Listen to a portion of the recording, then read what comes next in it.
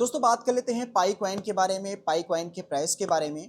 पिछले एक साल से पाई कॉइन का चार्ट डाउन ट्रेंड को फॉलो कर रहा है, यानी प्राइस लगातार नीचे गिरता जा रहा है। हर बार एक लोअर लो बनाता जा रहा है, एक नया बॉटम बनाता जा रहा है। और बहुत सारे ऐसे लोग हैं जो पाई कॉइन को लॉन्ग टर्म के लिए होल्ड करके रखे हुए हैं और वो एक्सपेक्ट करते हैं कि आने वाले समय में पाई कॉइन से एक अच्छा बेनिफिट वहां पर देखने को मिलेगा, प्राइस में एक अच्छा मूव देखने को मिलेगा।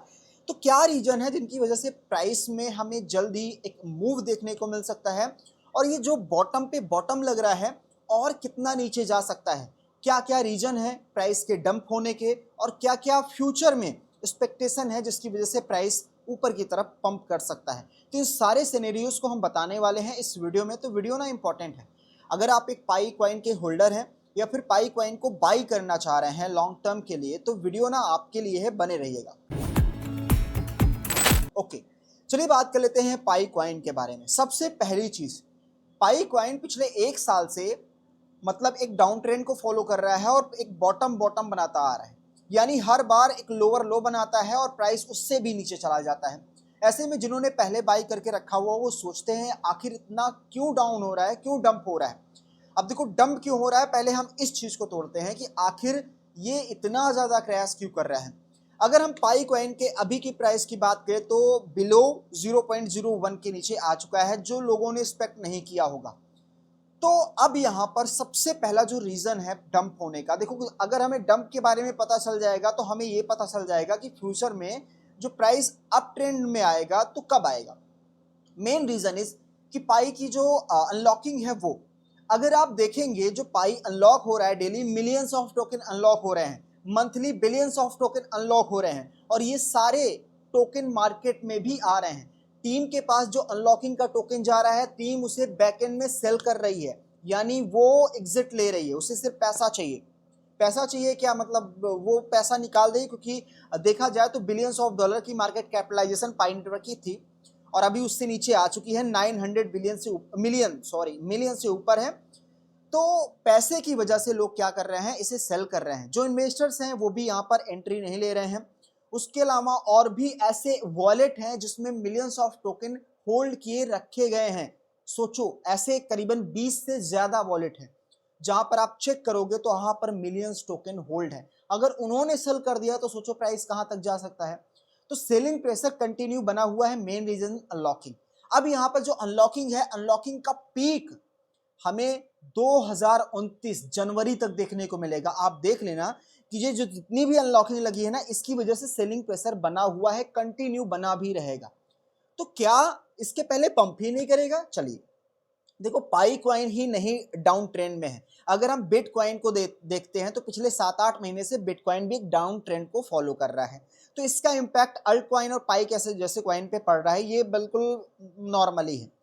तो अगर फ्यूचर में मान लो 3 महीने बाद, 4 महीने बाद जो बिटकॉइन का डाउन ट्रेंड है वो रिवर्स पैटर्न बनाता है, यानी अप ट्रेंड की तरफ मूव करता है, तो उससे अल्ट कॉइन में वैल्यूम आएगा, तो पाई जैसे कॉइन में भी वैल्यूम आ सकता है।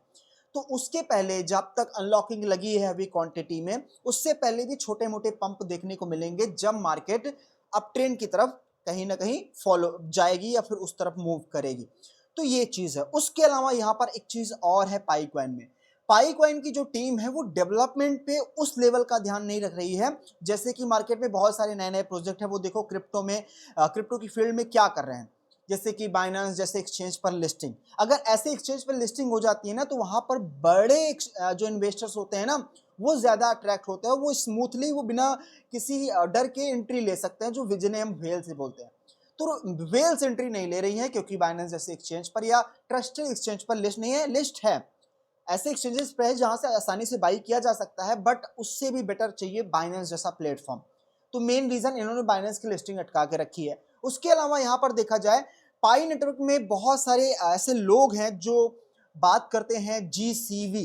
अब ये जीसीवी को ग्लोबल कंसेंसस वैल्यू बोलते हैं, और बहुत सारे ऐसे कमेंट भी मैं देखता हूं जिसमें जीसीवी की बात की जाती है। बहुत सारे ऐसे लोग हैं जो बोलते हैं ट्रेडिंग के लिए एसेट बना ही नहीं है। तो जीसीवी वैल्यू को जो लोगों ने उड़ा दिया है सोशल मीडिया में, आई थिंक वो फेयर नहीं है और उस पॉइंट पर आपको बिलीव नहीं करना चाहिए। वो सिर्फ और सिर्फ एक फोमो है, एक सोशल मीडिया ट्रेंड है बस। रियल वैल्यू आपको एक्सचेंजेस पे देखने को मिल जाएगी जहां पर हमें प्राइस डंप होते हुए नजर आ रहा है। तो मुझे लगता है कि पाई कॉइन में ये बेस्ट टाइम है, जो लोग एंट्री ले रहे हैं ले सकते हैं। देखो क्रिप्टो करेंसी मार्केट है, highly volatile, highly risky market है। किसी भी प्रकार का इन्वेस्टमेंट आपकी खुद की रिस्क और रिसर्च पर होना चाहिए, क्योंकि फंड आपका है, प्रॉफिट और लॉस दोनों आपको होने वाला है। मेरा ओपिनियन यह है कि देखो किसी एक पार्टिकुलर टोकन पर बिलीव ना करो, और अगर बाई करते हो तो कई एसेट अपने पोर्टफोलियो में रखो और उन्हें मतलब डाइवर्सिफाई करने के साथ साथ एवरेज बाइंग करो, यानी हर डिप में बाई करो। तो इस प्रकार की स्ट्रेटेजी हमेशा आपको एवरेज बाइंग रेंज में ले आती है जब आप उसे होल्ड करते हो लॉन्ग टर्म के लिए। तो ये रहा। अब यहाँ पर बात एक और है कि क्या ये अपने ऑल टाइम हाई पर जाएगा, क्योंकि देखो ऑल टाइम हाई पर जब ये था तो इसकी जो सप्लाई थी वो कम थी, लेकिन आज के समय में सप्लाई क्या हो गई है, इंक्रीज हो चुकी है।